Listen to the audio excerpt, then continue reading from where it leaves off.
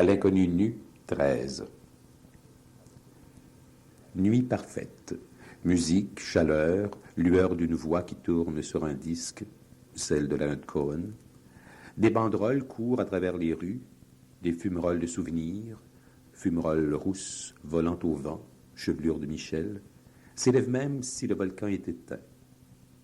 Les années-lumière nous séparent, années d'ombre plutôt, gercées d'abîmes. C'est toujours de l'inconnu nu que je parle. L'amour, la mort, tout naît et meurt. Pourtant, la neige nourrit la terre, mais si l'enfant tombe au fond du rêve, du cauchemar, c'est la mort du père. Rien ne le guérira de sa blessure. Psychiatre assassin. Désormais, les jeunes me font peur avec leur mort dans l'âme. Ils flottent sur des paroles d'où nul nage ne les sauvera. Psychiatre. Naufrage est votre nom, sauf pour le vaisseau d'argent sur lequel vous voguez. Flibustier de l'inconscient. Corsaire. Que dis-je, c'est trop beau. Pirate. Encore je vous honore. Naufrageur. Dites-le, oui, dites-le, que vos faux signaux sont hérissés d'écueils, de naufrages, d'épaves. Nulle bouée pour les éboueurs du désir. Les requins sauront que vous avez du cœur, non seulement comme eux des dents pour moudre le malheur. À l'inconnu nu, 14. Parce que tu es nu, je te crois. Parole, bulle, comme disaient jadis les papes, proférée sans apprêt. Tout ton corps dit la même chose que ta bouche. C'est miracle, beaux animaux, si nous parlons. Ta main gantée de désir me fait gémir. Je fais mon nid dans l'estuaire où le vol de ma parole me porta. Migration des forces vives emplumées de rayons. Jouir d'être philosophe et de connaître l'orgasme de la contradiction dans nos êtres dissemblables, et pourtant pareils. Jamais, jamais l'homme ne saura comment jouit la femme.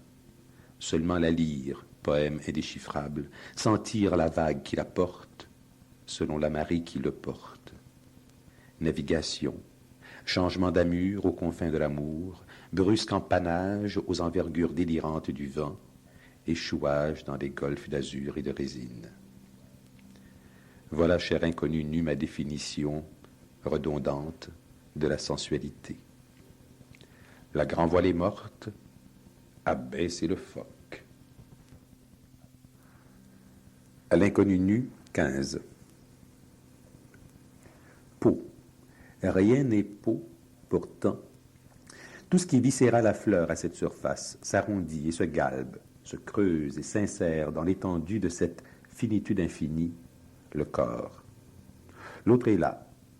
Tout le monde végétal et animal s'envole entre ces parallèles, ce dur désir de durer.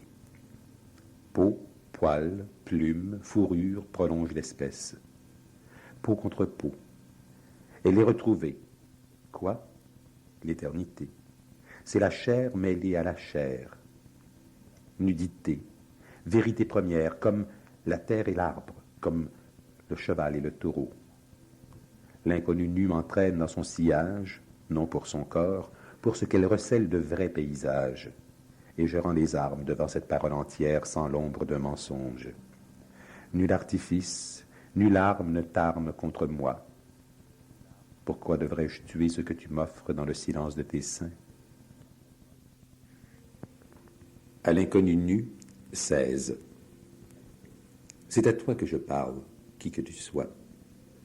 J'ai ma langue sur ton sexe, et je te dis les plus beaux mots clitoridiens, langue d'éros. Mots de chaleur, mots vibratiles.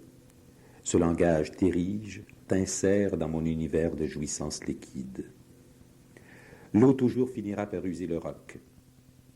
Si mes méandres vont vers la mort, ils y vont lentement, en mirant au passage l'arbre silence, l'ourson, l'oursin. Tous les oiseaux du ciel y nagent, les poissons s'envolent aux branches des mirages. Ainsi sommes-nous mêlés dans cette grande échourie où nature elle-même ne sait reconnaître le naître et le mourir, l'essence et l'apparence. Je te dis des choses qui n'ont pas de sens car mes sens ont perdu la parole. Il serait faux de te nommer d'après un catalogue, sein, ventre, vagin, fesses, cuisses, mollets, car de la tête aux pieds, en passant par l'aine, estuaire, de la chevelure à la cambrure des reins, tu es rivière, toi la changeante, l'ondulante.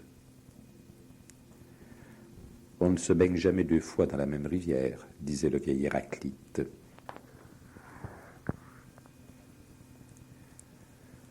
À l'inconnu nu, 17. Nudité. Tous les vieux mythes viennent te couvrir de leur ombre. Aspergé d'eau bénite, le sexe flotte sur des litanies détergentes. En dévoilant ton corps, tu as mis la table pour les grandes venaisons du désir, espace où s'ébrouent les galops de champagne fraîchement débouchés, quand la fête chavire dans les yeux mousseux, mousson de fantasmes, moisson de richesses herbeuses à ras de sol, fragrances, couleurs, odeurs de fleurs qui vont se fanant, bouquets de nourriture terrestre à tous les sens violemment offerte.